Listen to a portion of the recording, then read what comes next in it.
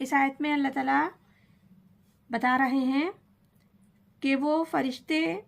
Harut اور ماروت نہیں سکھاتے تھے کسی کو بھی، یہاں تک کہ وہ کہہ نہیں دیتے کہ دیکھو ہم تمہاری طرف آزمائش کے لیے بھیجے گئے ہیں۔ وہ کھلو کھلا لفظوں میں بتا دیا کرتے تھے ہم آزمائش کے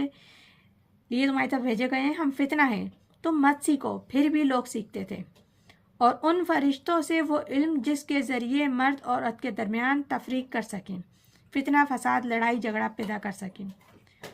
اور عورتوں میں بڑی تیزی سے یہ کام چلتا ہے، تعویذ گھنٹا جادو ٹونے ہی چلتے رہتے ہیں، گھروں میں فساد ڈالنا، اس قسم کے علم سیکھتے تھے،